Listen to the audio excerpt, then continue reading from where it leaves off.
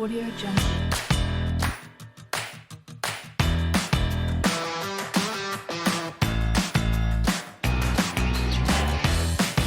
Audio Jungle.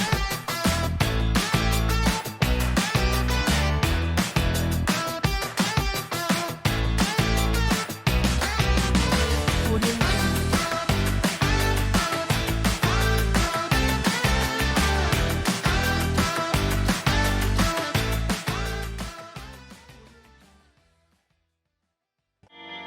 So how often do you practice? So every day, right? Every day, right? I'm on the guitar a lot. A lot, eh? How many hours a day, say? Whenever Depends you can. on the day, depends what I'm doing that day. It could be 10 hours, it could be 2 hours, you know, I mean. You must have a wonderful wife. Yeah, well, I mean, this is what I do, right? Yeah. I mean, people go to work, they spend 8, 10 This is what hours, you do. you know, like, so This is it's what you no do. different, right? This is But what you do. I'm here, right? So it's good. I mean, depends on the workload. Yeah. What I got coming up. Like, say, I'm rehearsing for a symphony show with Brass Transit next week in Augusta, Georgia. So I'm working on those tunes, making sure they, you know, we're all in sync, prepare all the vocals. And that's you fusion, know, that's right? like a 2-hour show. So if you do it, if you go over every song 3 times, you know, you're already up to like 6 hours. That's great. Just working on one thing. And then I work for a producer by the name of Kirill Shirkov, and we do all the music. Well, he does, and I do all the guitar work for him, for all the health clubs around the world. Oh, really? Yeah, so, and it's a company based out of New Zealand and stuff, and he produces all the tracks, and what he does is exact replicas. So, like, when you're in even here, you're at Good Life, and you're hearing Nickelback or one of these bands, it's not Nickelback. It's a sound alike. Oh, okay. Because they save on royalties.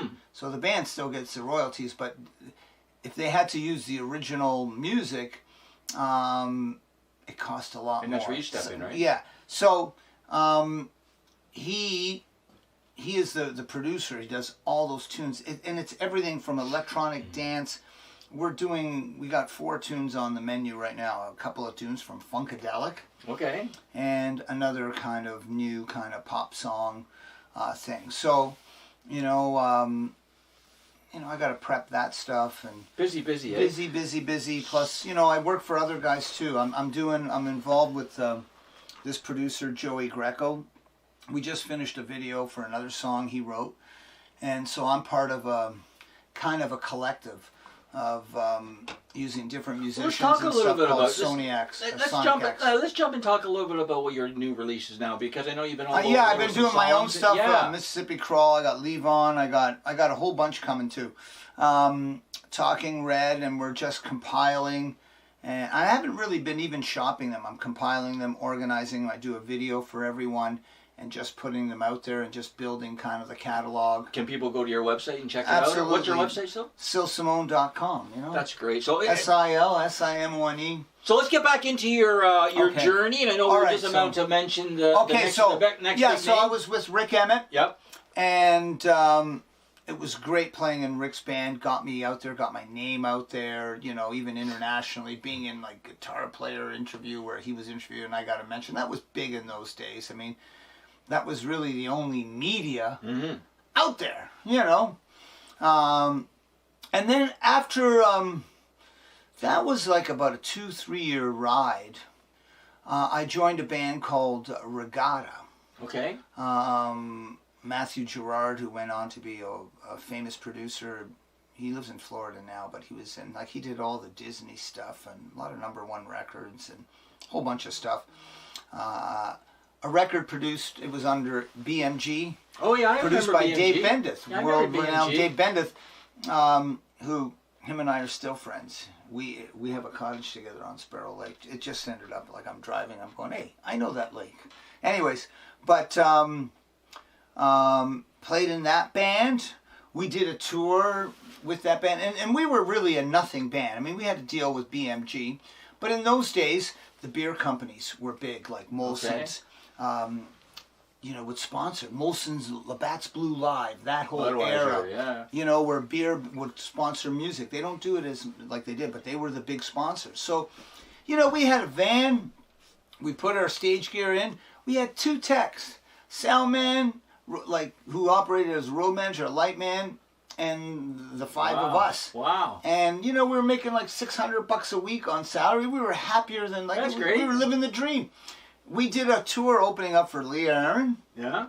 When she was doing like her, what you do to my body. Oh, like yeah, when she was yeah, really yeah. peaking on Much Music and all that kind of stuff. She was great. Yeah, we played all these hockey rinks. Leah reminded me of Toronto and the Headpins. Of Like course, all 3 yes, of them, right? of They're all course. they're all the same. And I order. got to say, Karen, Lee Aaron, I mean, she's at a really good place now. She's back making the kind of music that she should be doing. And, a survivor. And like I said, the highs and lows. So tell us about the Tom But days. she had a good disposition to survive that. Anyways, so after Regatta, Tom Cochrane kind of left Red Rider. It was he started off Red Rider, then Tom Cochrane with Red Rider, and then Mad World was his kind of really just Tom Cochrane record, first kind of big solo record. Life is a Highway was just out for a day or two, and they needed a touring guitar player because he was putting together a new band. And I think one of his assistants at the time knew me through the Rick Emmett days, whatever. You should call him, see, whatever. So, and I knew this was a great opportunity. I mean, he had a really great deal with Capitol Records at the time. And I transcribed the whole show.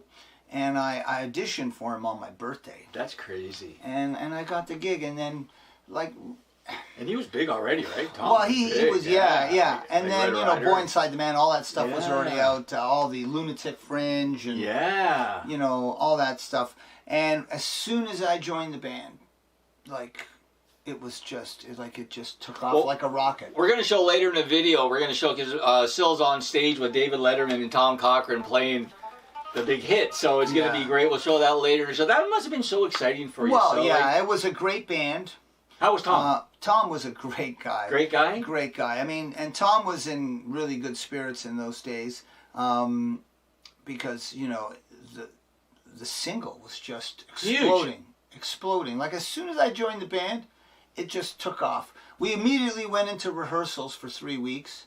And then from there, we did a whole bunch of warm-up dates in colleges, like Western, all these types of small gigs. And then we went out and did a theater tour. And, it was just sold out. And crazy. And it was just getting bigger and bigger and bigger week by week. I mean, I got a Diamond Award. Yeah, we're going to show some of that later on in the show. That's some a of your million awards. records in Canada. That's crazy. I mean, I don't know what it's done now, but anyways. That's crazy. And then it became a big hit in America.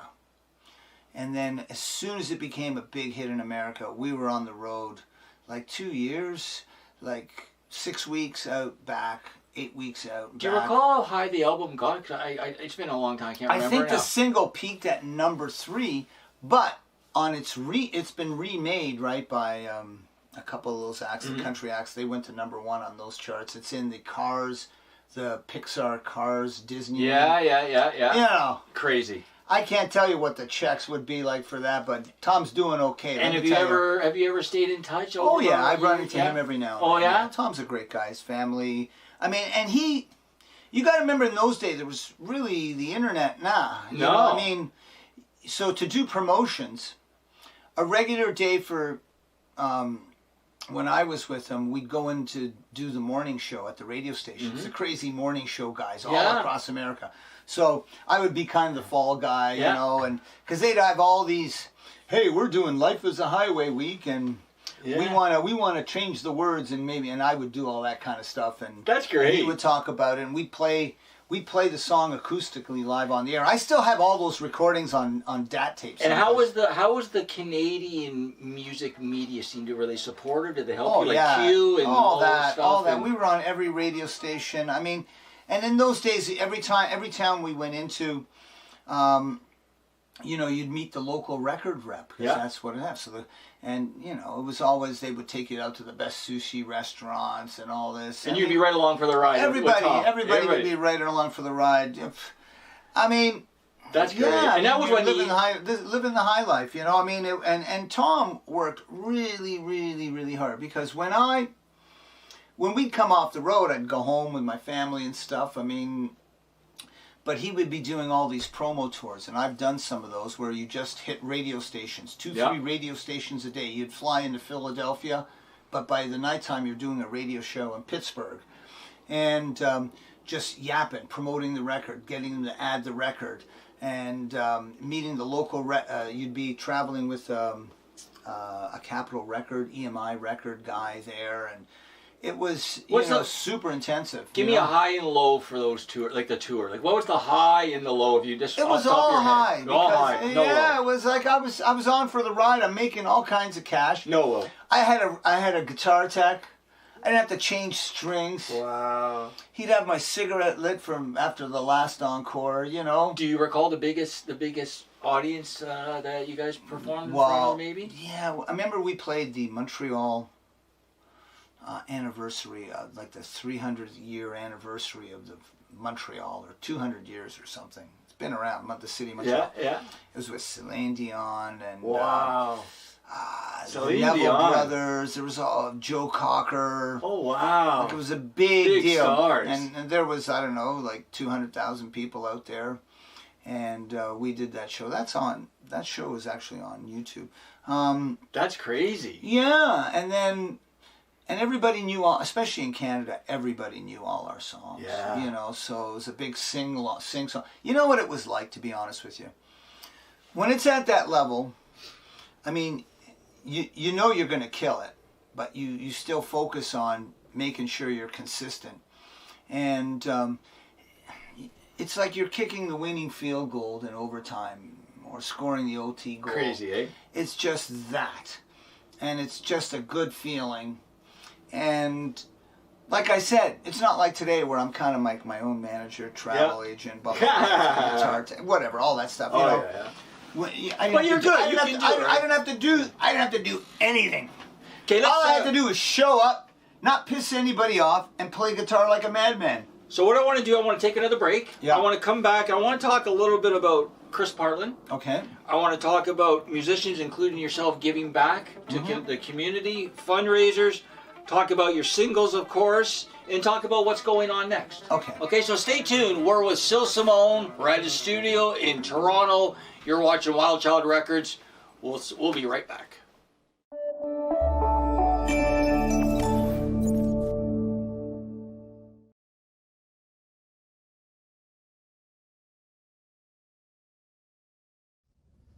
Hello, everyone.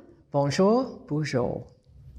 As Lieutenant Governor of Ontario, I'm delighted to offer my best wishes for success to the many friends and staff of the Disability Channel for your October 12th fundraiser in support of employment programs for persons with disabilities and veterans. Removing barriers wherever they exist, creating accessible spaces, and promoting greater equity are all central to this province's efforts to rebuild from the COVID-19 pandemic. So help us to ensure a more inclusive and resilient future, one that works for everybody. Please accept my thanks and encouragement. Keep up your inspiring and dedicated work. Thank you. Merci, miigwech.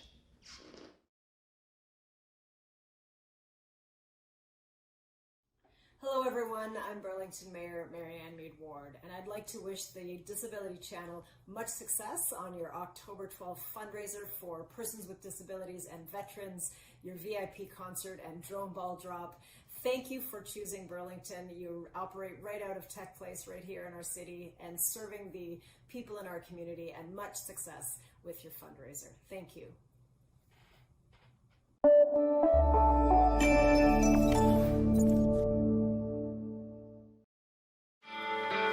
Welcome back to the studio. We're here with Sil Simone. He's treating us with a little bit of his fancy guitar playing here. So it's so enjoyable being here today with you. Thank you so much for inviting us. We're we're on the home stretch now. What we want to talk a little bit is we want to talk about our connection, our strong connection to Streetsville. Yeah. The wonderful people in Streetsville, of course, including our dear friend Chris Partland. Talk a little bit about your releases again and what's coming up next. So there you go. So let's talk. All right. Chris Partland. Yeah, Chris Partland. So I mean, obviously, I knew Chris. He was actually on EMI, Capitol Records too, and Soul City and all that. And we kind of crossed paths, but I really didn't know him and the brothers.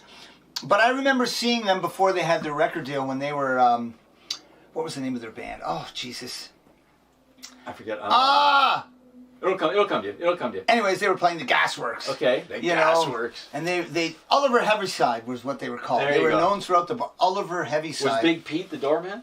Oh yeah, I got a lot of stories about the Gasworks. Yeah, so do I. Many times. What a joint. But anyways, Oliver Heaviside, they did all the Bruce Springsteen stuff, and they sang like birds, right? And great band. Yeah. And anyways, now I knew a girl, Maria, who knew Chris, and she says, Sil, you should hook up with Chris because he does this acoustic thing. I go, I really got to get to know him and whatever. So I show up at Col Collins. Oh, really? This is years ago, right? Years ago. Yeah. And I show up with my guitar and I said, hey, Chris. And Chris is so friendly. So friendly. He goes, you want to play? And I said, sure. And I think Did you know him or not at all? I knew him a little bit, but okay. I never really, he would have kind of known me, but we never really knew each other, right? And, I just sat in with him and played, and then it just started from there, and then just became a regular with him, doing like these acoustic shows, and then playing with the Partland brothers. We did a whole bunch of shows together. Oh, GP's great, they're all great. Yeah. Patrick, they're all learned really all good. their tunes, and really, I learned a lot from Chris because he's a great singer-songwriter, but he's a great interpreter of songs. That's his real true gift. I mean, I learned all the Bob Dylan songs from him. Oh, really? Because I knew, of course, everybody knows, Knocking on Heaven's Door and Along the Line. But the 60 other ones that he knows, I really didn't know. And he would do these songs, and I'm playing, and I'm going like, who wrote that? Like, that was brilliant. And he goes, well, that's Bobby, Well, when I talked I learned to, and then it was like, and now, they're just part of my DNA, and I go, the brilliance of Bob Dylan. He could do it. His delivery of those songs when Chris was happening is just incredible. And I would play mandolin, and Chris was a great rhythm player on the acoustic. Yeah. Good time. And it just worked. He has such a wonderful voice, so he's such a great guy, so kind and gentle with his time, and he introduced me to the Hawkins family, Ronnie Hawkins. Oh yeah, and all those crew, and I just love him. He's just such a great guy, with me and him did a song for with Ronnie Hawkins. It was about his time in Arkansas, his life, smoking a joint on top of the White House roof with Bill Clinton. Yeah. All these stories. That's right. Actually, the sound man, well-known Toronto sound man, Bob Schindel. Kim Mitchell, Tom, everybody. Yeah. He's at the opera. He works in the opera theater, the Metropolitan Opera Theater here in Toronto now. But Bob Schindel, and he was, he worked with, what's his name? Chris? No, the Hawk. Oh, yeah. So he did Ronnie Hawkins for years, and so many great Ronnie Hawkins. Oh, I love Ronnie. They're legendary. You could do a movie just on Ronnie Hawkins, the stories, the humor, the wit, the talent. Now, I knew Ronnie after his big, fame days, but, the history of Ronnie in Toronto, the guy from Arkansas, legendary, right? So, I love it when you see Ronnie up there, then you see Robbie, then you see Rick James. They're all on Yonge Street. It's crazy, right? Peter Cardinelli, Danny Marks, working with Rick James, crazy. Bill, Give me a few names. Give me a few names in Toronto that people really need to recognize. Like a few musicians that you've worked with, so that are just like so good guys and give back their time. There are so many talented musicians, composers, arrangers, engineers, tech people here. Yep. Like world class guys I've sat with or had the opportunity, you know, conductors, the people in the theater organization, because I spent a lot of time in theater. I did, like, you know, We Will Rock You. Well, yeah, let's talk a little bit about the theater. Yeah, Rock of Ages, Bat Out of Hell, and a few other things. And what did and that's you do a there? whole. I played guitar. Well, you were down in the pit, right? Down in the pit. Tell people what that means. Tell people what that means. It's a lot different than being on stage, you know, shaking your butt, right? Yeah. But it's, you know, it's focus. It's note for note. You got to read it down. There is no kind of improvising. It's a real discipline. You're doing 8 shows a week, right? So you get 1 day off, Monday, double shows on Wednesday and Sundays. I mean, and like when I did Rock of Ages, it was double shows Saturday and Sunday. So I had no week. Is that the last one you did now? You did Bat Out of Hell too, right? Bat Out of Hell. I remember you did that one too. And I was going to do another one, Dear Evan Hansen, but then it shut down. I mean, theater is great. Yep. The money's great and everything, but it really just, you know, that show is your life. Oh yeah, for sure. I remember you were doing it. I'm a real live guy, and it was like I wanted a life. And once I finished those shows, like when we did Rock of It, like Don't Stop Believing is one of my favorite songs in the world because oh my goodness. it was the last song of Rock of Ages, and I'd be sometimes on a double show because I had the makeup on. Like there was a lot to that show, and we were on stage the whole time. So you know, you're just going get me to, you know, get you to the end of the song. Yeah, get me to Don't Stop Believing, and man, it'd be like. Yeah, because once that song came, you know, you were done, right? You were done. And, but I tell you what, it's tremendous, like working with actors. I really learned a lot working with actors, how they became a character. Like I would know them like I would know you, but then, and how professional and dedicated they were. How they did, and they did it every night so consistently. Yeah, beyond.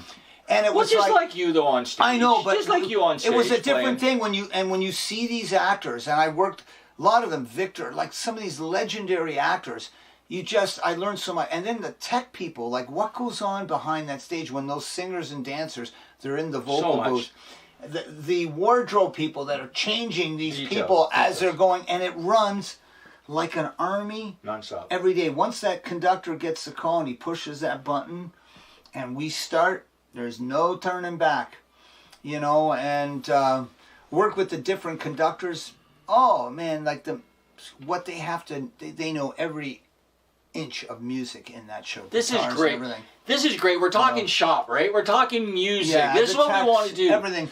What it takes to mount those shows is unbelievable, and now they're so high tech. You know, Bat Out of Hell was a tremendous, huge production. They shipped that stuff over from England.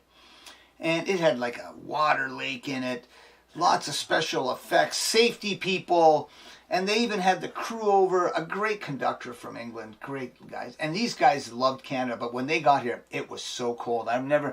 It was one of the coldest Decembers, and they go, how do you guys do it? I love this talk. I can see the passion that when you're telling me about the experience that you had. So the work is the work. Yeah. But the camaraderie, because there's 80 of you. Yeah. It's like you're in this big gang. So you go for a beer after the show, and it's, you know, that's the greatest. Like you get to perform and everything, but the camaraderie of people that you respect and put on a great show, right? Everybody does their part, and you're important, but you're a small cog in the wheel. But you know, I hear you there. Every domino has to be in place, otherwise it'll fall apart. It'll fall apart. One piece, right? One weak link. And then the person that has the hardest job is the person that calls the show. So while the show is going, the music's going, there's always parts in the show where the actors have to improvise a scene or do whatever. So it's not exactly 8 seconds. It might be 10. It might be 11. They have to call the lights. So that Art Linklater, right? That Art Linklater. They're calling. Okay, lights on 2. Okay, Shannon, you're on stage left. We're waiting for your entrance. Go. You know, it has to be at that exact time because it works with the lyric. Or you got to listen and wait for the conductor. As soon as they say that word, then you start. It's a whole different set of skills that you have, you know. And well, so, I want to thank you, Sil, today. It was a wonderful conversation. We can go on forever. I'm going to have Sil back because we didn't even get into his guitars and the history and some of the bars. Before I let you go, though, so if there's young musicians out there, old musicians out there that are just starting, give it a little bit of you know what I say inspiration. to them? If you have the will and the love, you need the will. What we in Italian call la voglia. You know, if you want to learn. It's a tricky thing. It's not easy. When I started off, I mean, I had certain facilities, but, you know, it's challenging depending on how far you're in it. But I tell people, just have fun with it. Start with simple chords. Have fun with it. Make music. I mean, don't worry about... I mean, the theory and the scales and the harmony is truly all important. But remember, you know, one chord. Yeah. And you can make something with it. This is great. I love this stuff. So, two chords like C and G that if people want to check you out, go to your website. But if you're playing around town, could they go and check you out anytime soon? Anytime. Yeah, I mean, well, I'm on the road a bit. I'm playing with Brass Transit now, so I'm working a lot in America. Okay. So we fly out for 3-4 days, and that's starting to boot up again. Obviously, since COVID. Yeah. We've been decimated, you know. I'm glad we didn't even talk about COVID. You know, I'm glad we didn't talk about it. We talked music. So again, we're here with legendary guitar player Sil Simone. We're at his studio. You're watching Wild Child Records. We're going to take a quick break, and we're going to come back. I'm going to come back with a special announcement. So stay tuned. You're watching Wild Child Records. We'll be right back.